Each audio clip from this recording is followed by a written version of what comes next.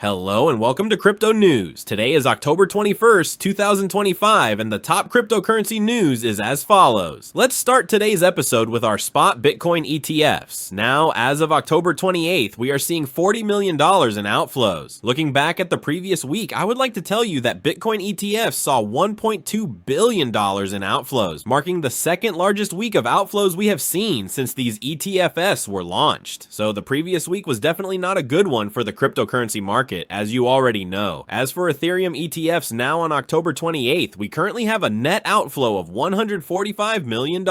Continuing with our ETFs in general, I would like to tell you that they are now heading to England. Specifically, BlackRock is launching a Bitcoin ETP for British retail investors, while other companies such as 21 Shares, Bitwise, and WisdomTree are opening up access for retail investors in the UK to Bitcoin and Ethereum ETPs. We see that little by little, England is paving the way for these products. Continuing now with the companies buying cryptocurrencies, we will look at MicroStrategy, which made its third smallest purchase for 2025. It bought 168 Bitcoin for $18.8 million.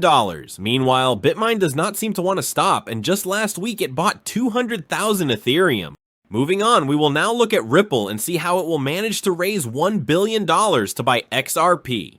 Specifically, Ripple is backing a new company that wants to buy XRP called Evernorth. This company was created through a deal that Ripple made with its co-founder and some big players like Pantera Capital, which is an investment firm, and the well-known exchange Kraken. Let's note that this deal is expected to be completed in the first quarter of 2026, and then they will start buying XRP cryptocurrencies. Moving on to our investments, we will also go to Dogecoin House, which is an arm of the Dogecoin Foundation, and we learned that it bought the majority stake in an Italian Series C team called US Triestina Calcio 1918. So this is the latest purchase by Dogecoin House. And tell me, is it a good team? Because I don't know them.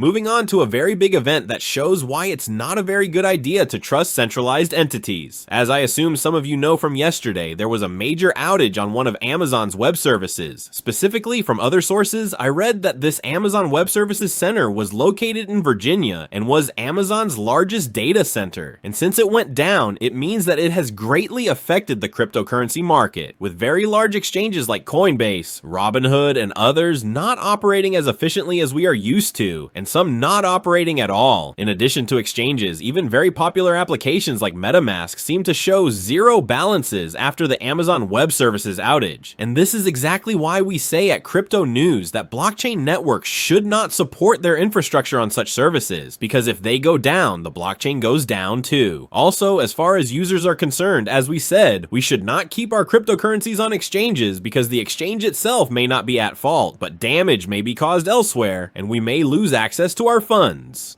Next, we go to Solana, and specifically to the founder of Solana, who wants to have his own perpetual protocol. As we said, Solana's founder, Mr. Anatoly Yakovenko, on Monday presented a code on GitHub, which is a decentralized perpetual protocol similar to Hyperliquid and Astar. As far as we understand, it will be called Percolator. No implementation has been released yet. He just published some public code. From all this, it seems that Solana wants to have his own perpetual protocol. As we have seen from Crypto News, during this period, these protocols are performing very well. Moving on now, it's time to go to Elon Musk, who did his miracle and made a video with a dog again. And the dog was a Shiba Inu. For this reason, Floki went up by 29%. And that's the entire video writing Floki is back on the job as ex-CEO. And now it's time to head to our favorite cryptocurrency market, with Bitcoin at $107,000. That wraps up the top news for crypto. Today is October 21st, 2025. I'd like to remind you that the content you just watched is created for educational purposes only and should not be considered as investment advice, but rather as investment opinion. Please subscribe to the channel, leave a like, and feel free to comment. Take care, everyone, and have a good day.